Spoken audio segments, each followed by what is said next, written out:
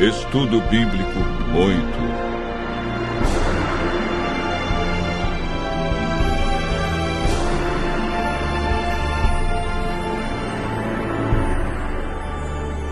O milênio.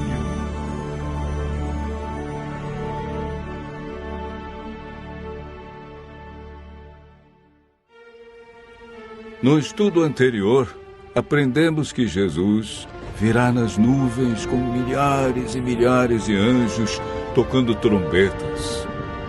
A Bíblia diz que ele vem de maneira visível, literal, e que todo olho o verá.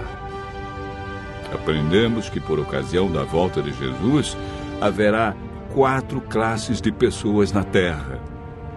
A primeira é composta pelos justos mortos, que farão parte da primeira ressurreição. A segunda classe é dos justos vivos, que serão transformados e levados para o céu juntamente com os ressuscitados.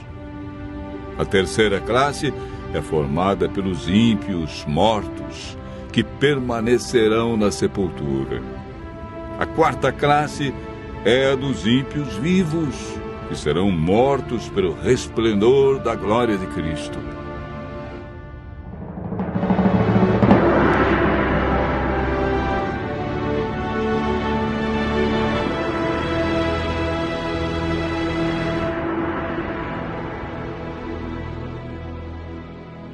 Hoje vamos aprender um pouco mais sobre o milênio. A palavra milênio não existe na Bíblia, mas ela significa um período de 1000 anos e aparece 6 vezes em Apocalipse, capítulo 20, versos 1 a 10, referindo-se ao período entre a primeira e a segunda ressurreição. Sabemos que durante esse período, os justos estarão com Cristo no céu. O que eles estarão realizando? Como ficará a terra durante os 1000 anos? O que acontecerá no final desse período? Durante o milênio, os salvos participarão do juízo chamado juízo de comprovação. Sobre esse assunto, o apóstolo João escreveu no Apocalipse, capítulo 20, verso 4. Vi também tronos, e nestes sentaram-se aqueles aos quais foi dada a autoridade de julgar.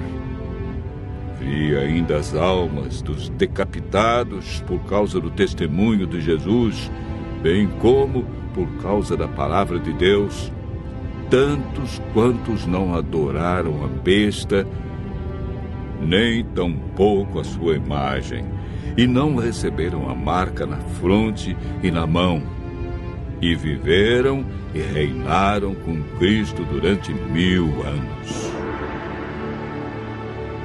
O apóstolo Paulo, em 1 Coríntios, capítulo 6, versos 2 e 3, afirma: Ou não sabeis que os santos hão de julgar o mundo?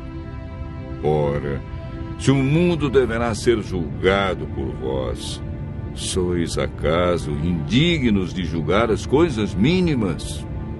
Não sabeis que havemos de julgar os próprios anjos? Quanto mais as coisas desta vida. Esse julgamento que ocorre durante o milênio não decide quem está salvo ou perdido. Essa decisão é tomada por Deus, em resposta à aceitação ou rejeição de sua graça, antes da segunda vinda.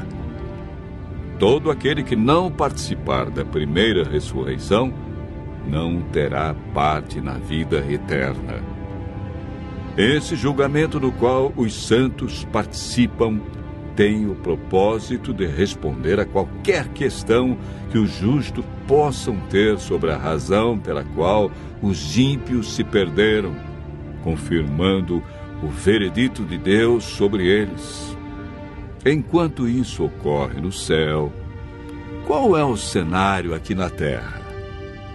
O profeta Jeremias, no capítulo 4, versos 23 a 26, e capítulo 25, verso 33, responde da seguinte maneira: olhei para a terra, e ei-la sem forma e vazia, para os céus, e não tinham luz.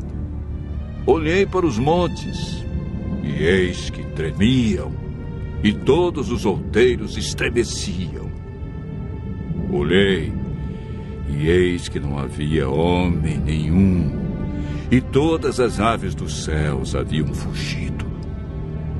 Olhei ainda, e eis que a terra fértil era um deserto, e todas as suas cidades estavam derribadas diante do Senhor, diante do furor da sua ira. Os que o Senhor entregar à morte naquele dia se estenderão de uma a outra extremidade da terra. Não serão pranteados, nem recolhidos, nem sepultados. Serão como esterco sobre a face da terra. O milênio é o período em que se cumpre esta profecia, quando a terra ficará sem forma e vazia como um deserto, como um abismo. Não haverá pessoa viva e as cidades estarão todas destruídas diante da vinda de Cristo. A terra ficará cheia de mortos, sem haver quem os sepulte. Estas circunstâncias são as cadeias que prendem Satanás a esta terra, contemplando o resultado da sua obra de morte e destruição, conforme descrito por João em Apocalipse 20, versos 1 a 3. Então vi descer do céu um anjo. Tinha na mão a chave do abismo e uma grande corrente. Ele segurou o dragão, a antiga serpente, que é o diabo, Satanás, e o prendeu por 1000 anos. Fechou e pôs selo sobre ele, para que não mais enganasse as nações, até se completarem os 1000 anos. Depois disto, é necessário que ele seja solto pouco tempo. Após os 1000 anos, ocorre a segunda ressurreição. Farão parte desta ressurreição todos que rejeitaram a Cristo, sua lei e seu plano de salvação. Apocalipse capítulo 20, verso 5, afirma: os restantes dos mortos não reviveram até que se completassem os 1000 anos. Esta é a primeira ressurreição. Eis agora o grande drama do Apocalipse. Acabaram-se os 1000 anos. Deus ressuscita todos que o rejeitaram e, consequentemente, Satanás é solto de sua prisão. Apocalipse capítulo 20, verso 3, diz que, depois disto, ou seja, depois do milênio, é necessário que ele seja solto pouco tempo. Por que pouco tempo?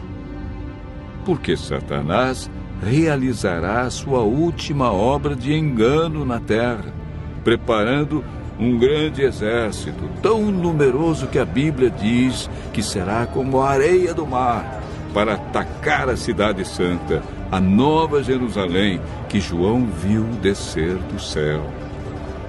Esse maravilhoso acontecimento é descrito por João em Apocalipse, capítulo 21, verso 2.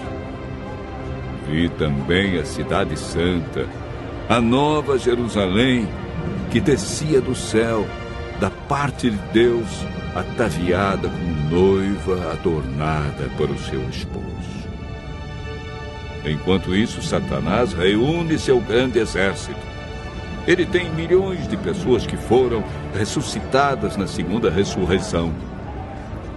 Apocalipse, capítulo 20, verso 9, diz: marcharam, então, pela superfície da terra e sitiaram o acampamento dos santos e a cidade querida. Desceu, porém, fogo do céu e os consumiu. O fogo que destruirá Satanás e os ímpios purificará a terra da poluição do pecado. Deus banirá para sempre a tristeza, a dor e a morte. Os justos, então, receberão as boas-vindas para o seu novo e eterno lar. Nunca mais pecado, e nem pecadores, dor, sofrimento ou morte. Continue ouvindo a voz de Deus e se preparando para um novo céu e nova terra,